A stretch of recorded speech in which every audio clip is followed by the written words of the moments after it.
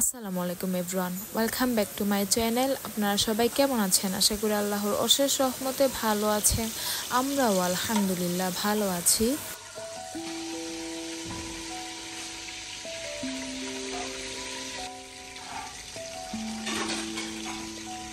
আজকের ব্লগটা আমি স্টার্টই করেছি বিকেল থেকে। তো আজকে আমাদের বাসায় গেস্ট আসতেছে, তো সেজন্য দুপুর থেকে রান্না বান্না স্টার্ট হয়ে গিয়েছে। তো আর আমি এখন রান্না করতেছি গরু আর মহিষের মাংস। তো দুই ধরনের মাংসের জন্য দুইটা পাতিল আমি চুলায় কিন্তু বসিয়ে দিয়েছি। তো আর এখানে কি কি রান্না হয়েছে সেটাই আপনাদেরকে দেখাচ্ছে আমার বোনটা। তো একে একে আমি বলবো পরে আপনাদেরকে কি কি রান্না করতে করা হয়েছিল।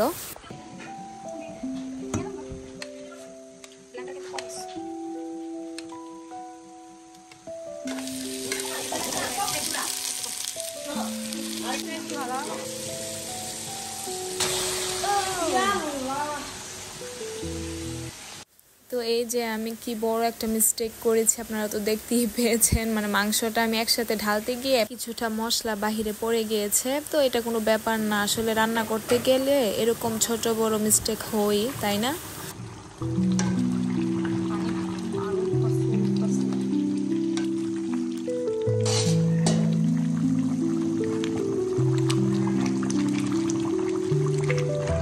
রান্নাটা বসিয়ে দিয়ে আমি একটু ঘুমিয়েছিলাম বিকালের দিকে, কারণ আমার ঘুম পাচ্ছিল।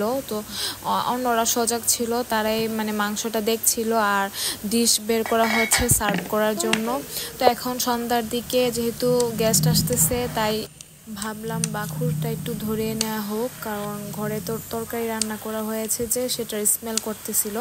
তাই বাখুরটা ধরিয়ে নিলে কি হবে, খুব সুন্দর একটা ফ্রেশ স্মেল বের হবে। তাই তো আমার বোনটাই ধরাচ্ছিল, কিন্তু কোনোভাবেই ধরাতে পারতেছিল না। তো অবশেষে ফাইনালি অনেক চেষ্টা করার পর তারপর ধরিয়ে নিয়েছে।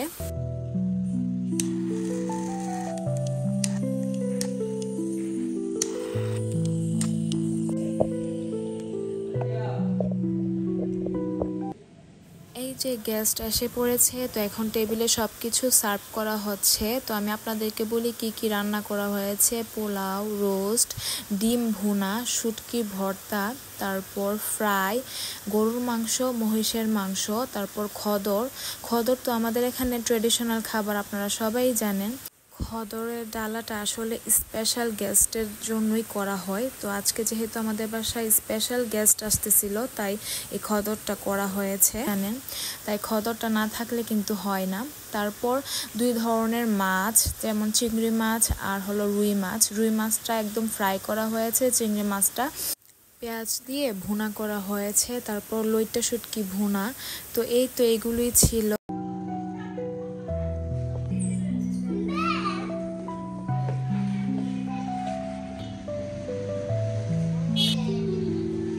এটা ছিল কিছুদিন আগের ভিডিও, তো আমি আপনাদের সঙ্গে শেয়ার করতেছি। যেহেতু ভিডিওটা করা ছিল, তাই ভাবলাম এটা অ্যাড করে দিই। তো আমরা সবাই যাচ্ছিলাম লিচুর বাগানে, তখন লিচুর সিজনটা ছিল কিন্তু।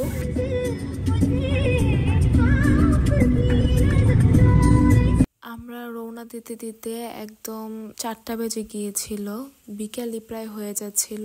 আর আকাশে দেখেন মেঘ মেঘ কিন্তু লাগতেছে।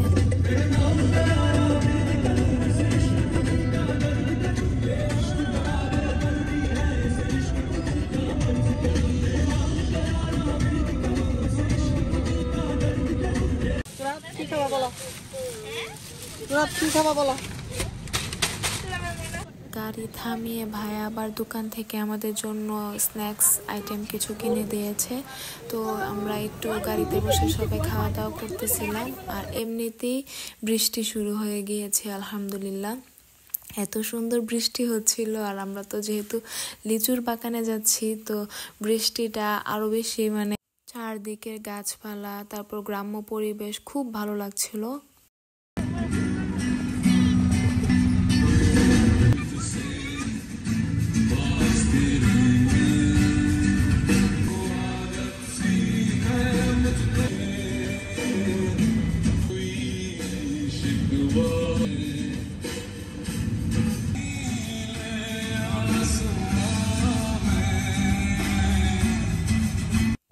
এদিকে প্রচুর মাটির ঘর দেখতে পেয়েছি আমি। খুব মানে সুন্দর লাগে আসলে মাটির ঘরগুলো দেখতে। আর লিচু বাগানে কিন্তু আমরা এখনো পৌঁছাইনি।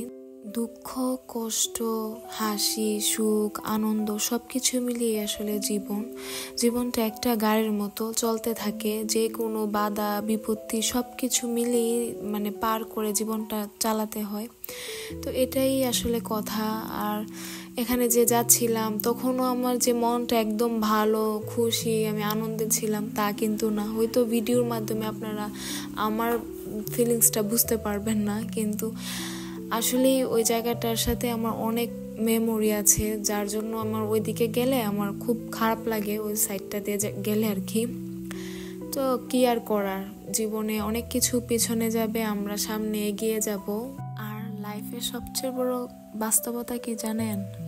বাস্তবতাটা হচ্ছে আপনার আপন কাছের মানুষগুলোই আপনাকে অনেক আঘাত দিবে, যেটা আপনি মানে কল্পনা করতে পারবেন না।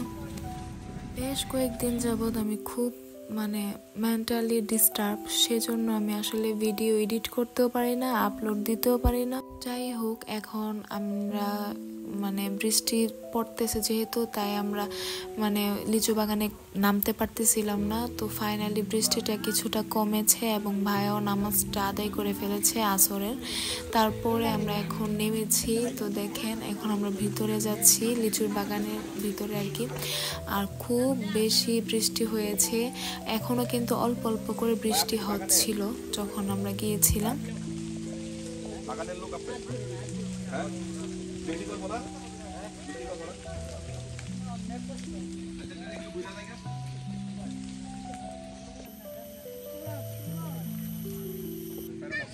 সামনে বাগান থেকে গেলে একটু কিনবো, আরেকটা বাগান আছে না, বাগান থেকে কিনবো, বাগান থেকে দিকাল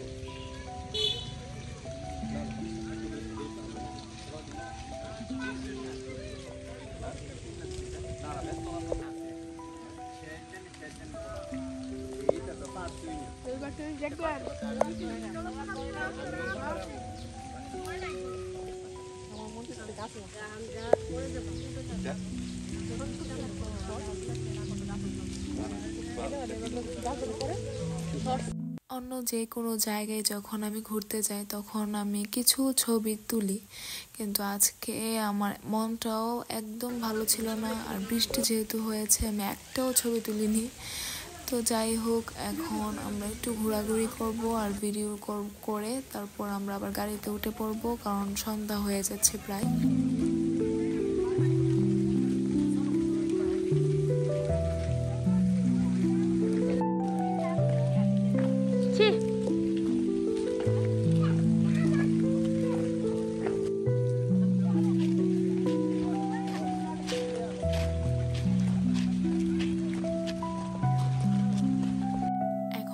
গাড়িতে উঠে পড়েছি, উঠে এখন আমরা বাড়ির উদ্দেশ্যে রওনা দিয়েছি আলহামদুলিল্লাহ।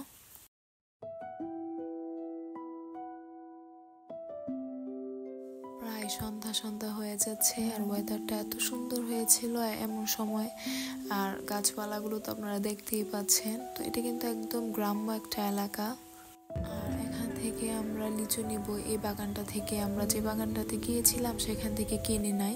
তো ভাইয়া 200 লিচু কিনে দিয়েছে আমাদেরকে, যেহেতু আমরা লিচু বাগানে ঘুরতে এসেছি তাই।